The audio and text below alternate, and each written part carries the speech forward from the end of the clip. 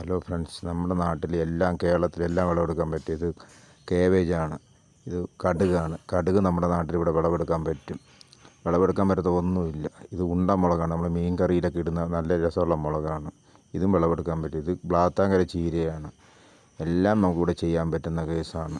ഇത് പച്ചച്ചീരയാണ്. ഇതൊന്നും പിടിക്കത്തില്ലെന്ന് വെറുതെ പറയുന്നത്. 1 മീറ്റർ നീളമുള്ള പയറാണ്. ഇത് കോളിഫ്ലവറാണ്. കോളിഫ്ലവർ നമുക്കിവിടെ കേരളത്തിൽ വിളവെച്ചെടുക്കാൻ പറ്റും. ഇത് നാടൻ വഴുതനയാണ്. നാടൻ വഴുതന ഇവിടെ നമുക്ക് ഉണ്ടാക്കാൻ പറ്റും.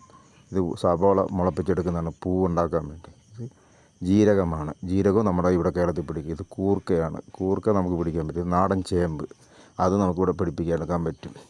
ഇത് ചതുരപ്പയറാണ്. ചതുരപ്പയർ നമുക്കിവിടെ വിളവെടുക്കാൻ പറ്റും. ഇത് കുളച്ചേമ്പാണ്. ഇത് കുമ്പളങ്ങയാണ്. ഇത് ചീനി വെച്ച് എടുക്കുന്നതാണ്, ചീനിയും. ഇത് തണ്ണിമത്തൻ, നമ്മളെ നാടൻ തണ്ണിമത്തനാണ്.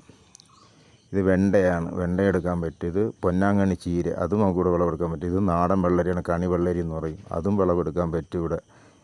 ഇത് പടവലങ്ങയാണ്, നീളം കുറഞ്ഞ 1 മീറ്റർ നീളത്തിലുള്ള പടവലങ്ങയാണ്. അതും വിളവെടുക്കാൻ പറ്റും. നമുക്ക് വിളവെടുക്കാത്ത ഒന്നും ഇവിടെ ഇല്ല. ഇത് മത്തൻ തറയിലെ വള്ളിക്കകത്ത് നമ്മൾ പിടിപ്പിച്ചെടുക്കുന്നത്. ഇത് കൈതച്ചക്ക, അതും വിളവെടുക്കാൻ പറ്റും.